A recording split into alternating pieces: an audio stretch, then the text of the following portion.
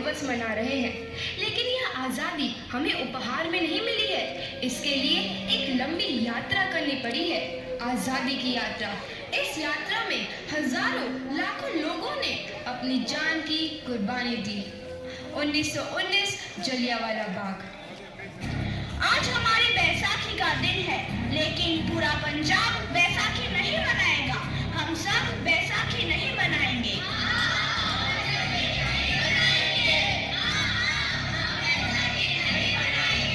जब तक हम अंग्रेजों को भारत से बाहर नहीं निकाल देते, पूरा पंजाब बैसाखी नहीं मनाएगा। अच्छा, तो तुम सब हमारा विरोध करता है, भाग जाओ यहाँ से। इसका अंजाम बहुत ही बुरा होगा। हम नहीं जाएंगे, तुम लोग जाओगे। हमें नहीं, तुमको भारत से भागना होगा। Soldiers fire!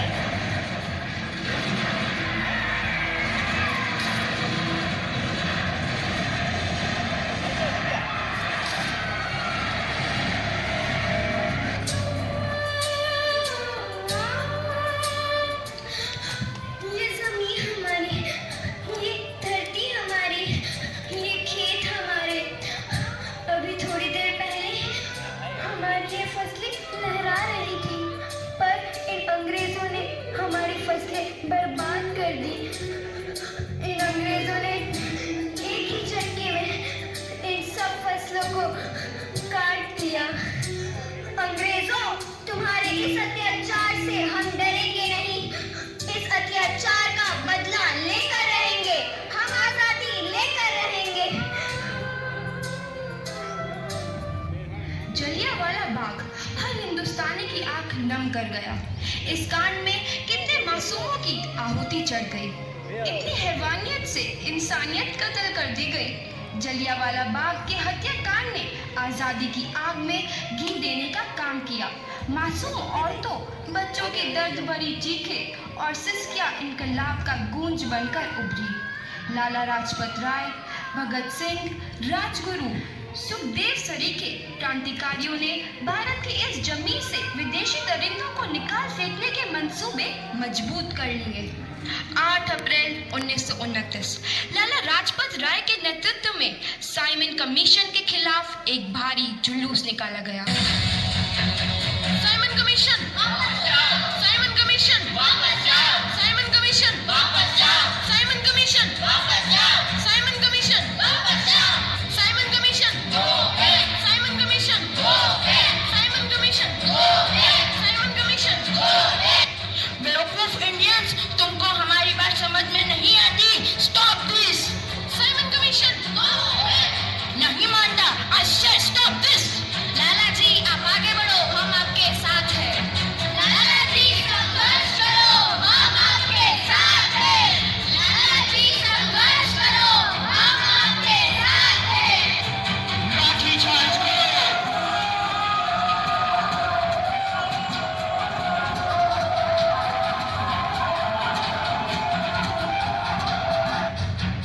लाला जी को तो बहुत गहरी चोट लगी है, उनका सर फट गया है। मेरे शरीर में लगी एक एक लाठी अंग्रेजी सरकार के कफन में कील का काम करेगी। ये आजादी की लड़ाई रुकनी नहीं चाहिए। ये जिम्मेदारी मैं तुम सबको सौंप कर जा रहा हूँ। लाला लाजपत राय की दर्दनाक मौत के बाद भगत सिंह, सुखदेव, राजगुरु वतन के इन मतवालों के खून में ऐसा उबाल आया जिसका सामना करना अंग्रेजी सरकार के लिए मुश्किल हो गया। अंग्रेजों को करारा जवाब देने के लिए स्कॉट और सैंडर्स को मारने की रूपरेखा रची गई।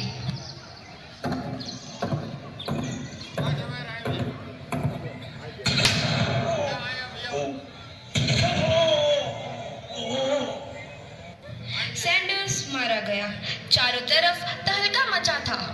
दीवारों पर लिखा था, लाला जी की मौत का बदला ले लिया गया है। भगत सिंह समेत सभी वहां से फरार हो गए। 8 अप्रैल 1929 दिल्ली में ब्रिटिश सरकार की सेंट्रल लेजिस्लेटिव असेंबली की बैठक में 2 बम धमाके की आवाज सुनाई दी।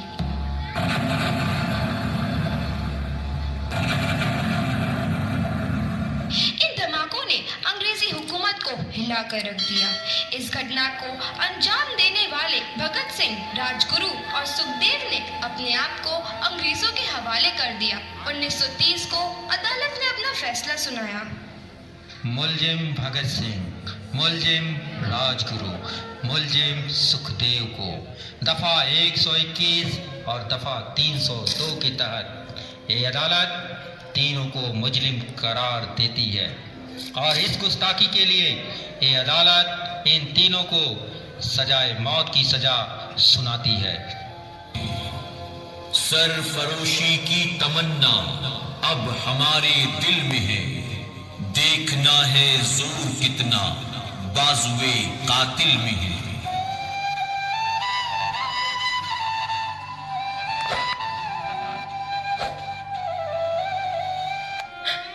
पुत्र की हाल है तेरा? मैं चंगा हूँ माँ, फिक्र करने की कोई गल नहीं। पुत्र, मेरा दिल तेरी तरह पत्थर दिल नहीं होगा। तेरी ये गला सुन के मेरा कलेजा फटे जा रहा है। माँ, मेरा दिल कोई पत्थर जैसा नहीं है, एक वतन परस्त का दिल है जो मेरे देश प्रेम के जज्बे को ताकत देता है। बेटा, मेरा लाल। माँ, आज मेरी तपस्या पूरी होने जा रही है। जे तू रोई तो मैनू तकलीफ होइया। सोच, तेरा पुत्र आज शादी करने वास्ते जा रहा है। फर्क केवल इतना है, वो घोड़ी पर नहीं फांसी पर चढ़ने वास्ते जा रहा है। आज तू क्रांतिकारी की माँ है, कल तू एक शहीद की माँ होगी। माँ, पुत्र भगत, तू इतनी छोटी उम्र में हम सबको छोड़ के चला जाएगा? तूने जिंदगी में देखा ही क्या है पुत्र? मैंने अपनी माँ देखी है जिसने मुझे एक ही बात बताई है कि बेटे, अपने देश के लिए एक बार मरना 100 बार जन्म लेने के बराबर होता है। अच्छा माँ, अब आशीर्वाद दे, आखिरी बार विदाई लेने का समय आ गया है।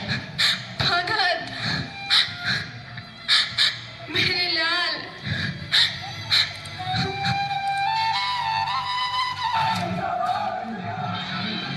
भगत सिंह, तुम्हारी कोई आखिरी ख्वाहिश? हमारे हाथ खोल दिए जाए। हम तीनों दोस्त एक दूसरे से गले मिलना चाहते हैं। उनके हाथ खोल दिए जाए।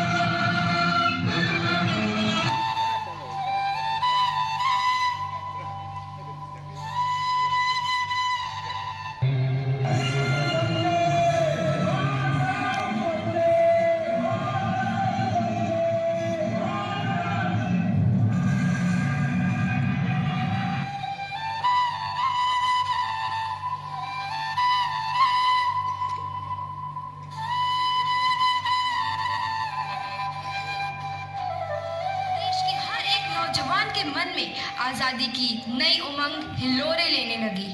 अंग्रेजों भारत छोड़ो का नारा जोर पकड़ रहा था। सबने एक आजाद भारत का सपना देखना आरंभ कर दिया था। हर कोई अपने अपने ढंग से इस महायज्ञ में अपनी आहुति दे रहा था। सुभाष चंद्र बोस, रानी लक्ष्मीबाई, तात्या टोपे और मंगल पांडे जैसे शहीदों की कुर्बानी रंग लाई। 15 अगस्त 1947 को भारत आजाद हुआ।